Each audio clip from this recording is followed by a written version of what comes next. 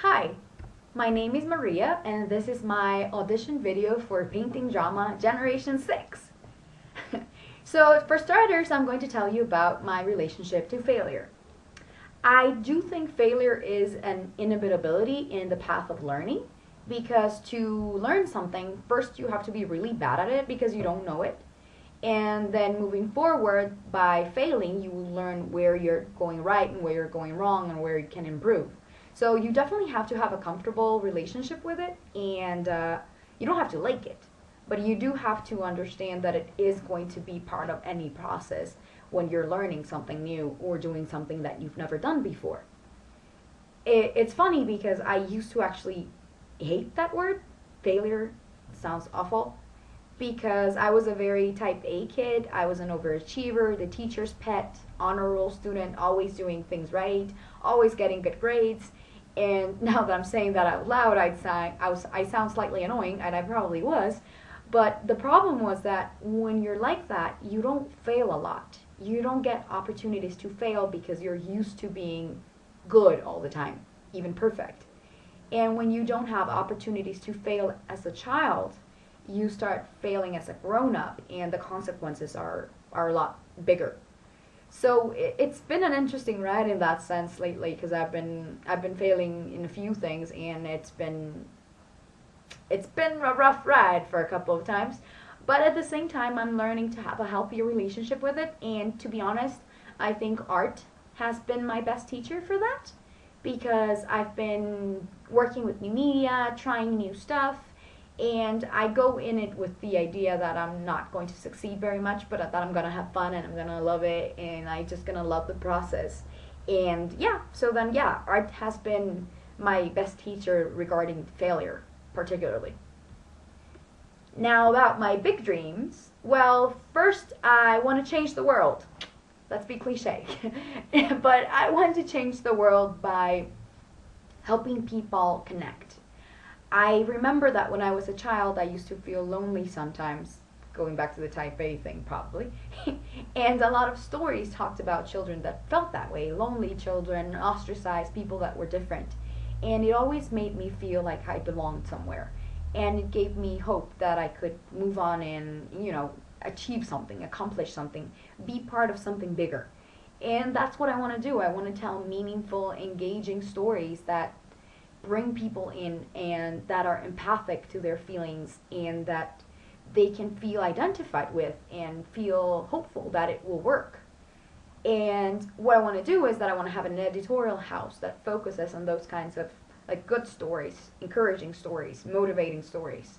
And also by having that editorial house, I would be able to shine a light on other artists. And I would be able to bring Guatemalan heritage to the front of the world so that other young Latina women will find heroines that they can identify with, so that they can feel empowered and that they can feel hopeful and that they can say, I can do that too. Now, I think my strongest strength is my resilience. I just keep going. If something brings me down, I come back. It might take a while, but I come back. And I come back having learned something and having dug deeper into myself. Usually if something's not working, then I try to figure out if it's me or if it's the environment. I'm a little bit of an overthinker.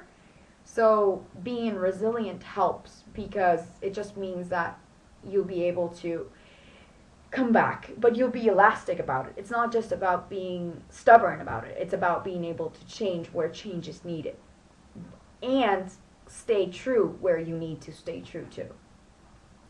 My favorite Muppet is that furry orange guy from the Maña Maña song. I don't know if you've heard it. It's a family favorite here in my house, and we actually sing it along with my mom, my dad, and my brother.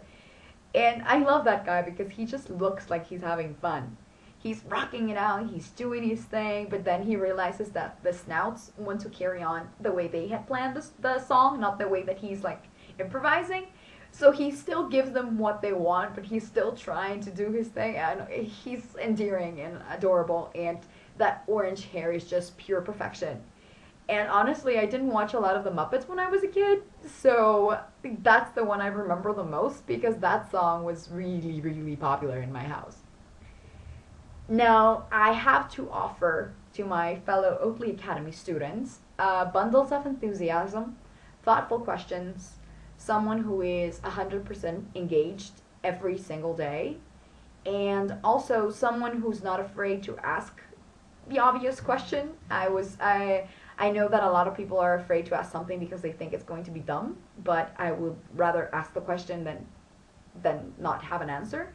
So I'll be asking all the questions, definitely. And also, I'm a very good friend once I like you, and I just like people instantly, and I get along with them, and I'm able to communicate with them, and I'm just looking to having cool friends and a clearer path as an artist.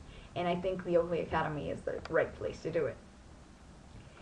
Now, the way I respond to direct, tough love, constructive criticism is that if it's from someone I respect, then I take it in and I really let it sink in before applying it where I can.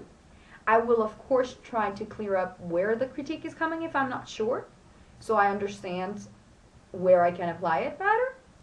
But I will definitely take it into account because the person that's giving the critique knows more than I do, and they are seeing new things. And just from the fact that they've never seen the piece before, they will understand if what I was trying to communicate comes across, because I'm no longer a proper judge for it in that sense.